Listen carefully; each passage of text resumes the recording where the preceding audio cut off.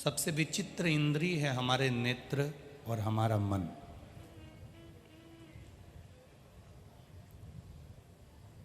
ये नेत्र रूपी जो इंद्रिय है, ये मन रूपी जो इंद्रिय है, ये भटकती है। नयन कहीं ना कहीं हमारे मार्ग को विचित्र कर देते हैं। हम जानना चाहते हैं परमात्मा की शरणागति में, और ये नयन कहीं भोग में, कहीं विलास में, कहीं तृष्णा में, कहीं आसक्ति में, कहीं कहीं भटक जाते हैं। मन भी ऐसा है। हमारा मन भी कहीं ना कहीं किसी ना किसी रूप में डोलता ही रहता है, भटकता ही रहता है। शिव महापुराण की कथा कहती है, जब मन और दृष्टि ये दोनों ही परमात्मा की चरणारविंद में, भगवान के चरणों में अगर पहुंच जाती है, तो फिर हमें बहुत साधना करने की या बहुत तप करने की जरूरत नहीं पड़ती। परमात्मा का मिलन तुरंत हो जाता है। कहीं मत जाओ, फिर हो गया।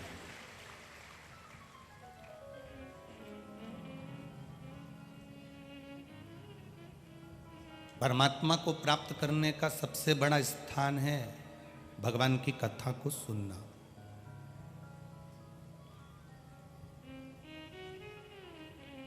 अगर हमने भगवान की कथा को सुनना प्रारंभ कर लिया, हमने भगवान की कथा को अपने भीतर उतारना प्रारंभ कर लिया, तो ये समझ लो कि परमात्मा को फिर मिलने में देरी नहीं लगेगी।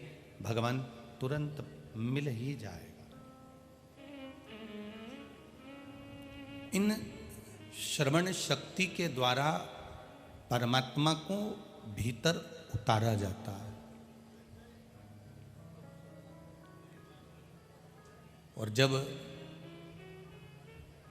श्रवण शक्ति हमारी प्रबल हो जाए, हमें सुनने पर, कथा सुनते सुनते सुनते सुनते आपका चित्त, आपका मन, आपकी बुद्धि, आपका हृदय, कभी कभी कथा सुनते सुनते आपकी रोमावलियां भी खड़ी हो जाती हैं, रोम खड़े हो जाते हैं।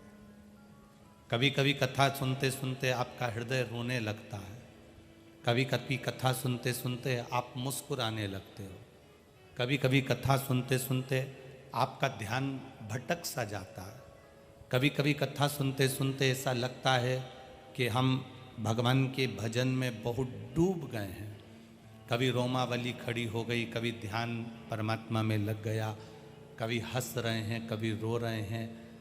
ये कथा सुनने के बाद जब हमारी ये दशाएं होने लगती है, तो ये समझ लें कि वो साधारण जीव नहीं रहता, वो भी श्री स्वामी समर्थ कहते हैं कि वो संत ही बन जाता है।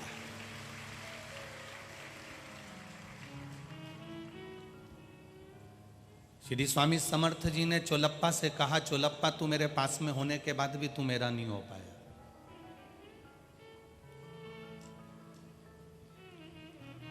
दुनिया के ऐसे कई लोग हैं जो भगवान के करीब होने के बाद भी भगवान के नहीं हो पाते।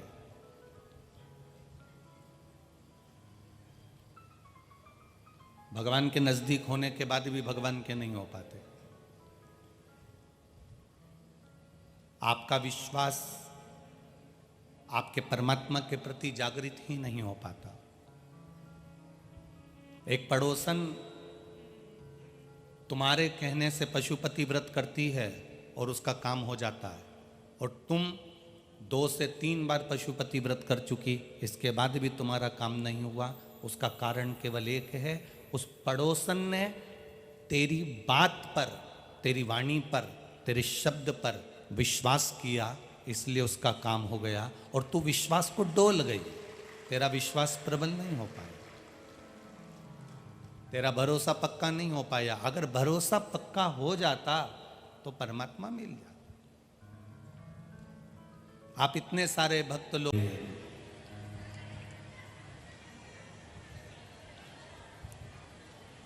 भगवान शंकर से किसी का भी नहीं, क्योंकि शिव तो कर्पूर गौरम करुणावतारम संसार सारम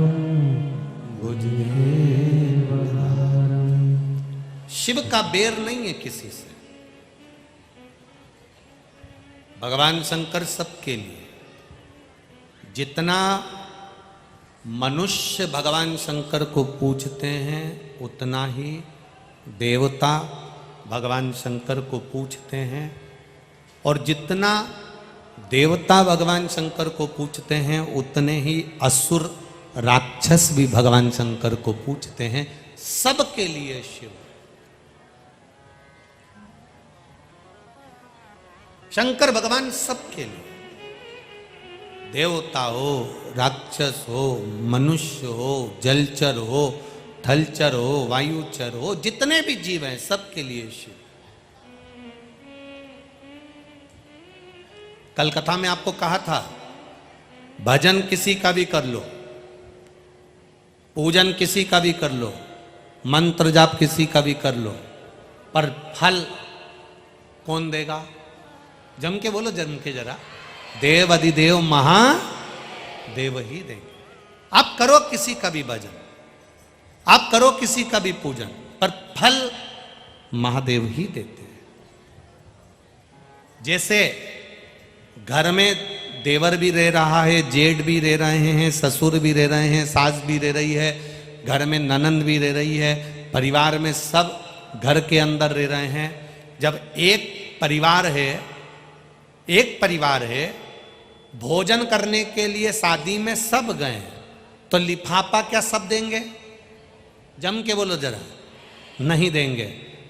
एक घर में जो बुजुर्ग है, घर में जो बड़ा है, घर में जो ससुर है, घर में जो जेठ है, घर में जो सासू है, घर में जो जेठानी है, घर में जो बड़ा है, लिफाफा केवल वही देता है।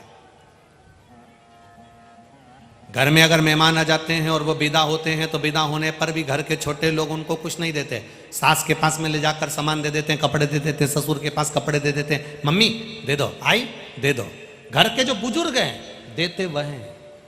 भोजन करने शादी में सब गए, खाना खाने शादी में सब गए, पर लिफाफा घर में से एक घर का बड़ा देता है।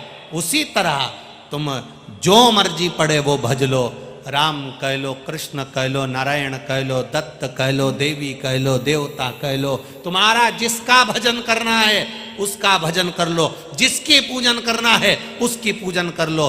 फल मेरा देव अधिदेव महादेव ही देता है। तुम जो जपोगे फल महादेव ही देगा, शिव ही देगा। जैसा कि गुरु जी ने बताया कि कुछ मत करो से महादेव के चरणों में अपने नयन और मन एक साथ लगा दो तो आपको भगवान मिलने में देर नहीं लगती है। और इसी तरह से वीडियो आपको अच्छे लगे तो चैनल को लाइक करें, सब्सक्राइब करें। श्री शिवाय नमस्तुभ्यम, हर घर महादेव। और पंडित प्रदीप मिश्रा की और भी वीडियो चाहिए तो एक के बाद एक वीडियो आती रहती है, आप देख लीजिए।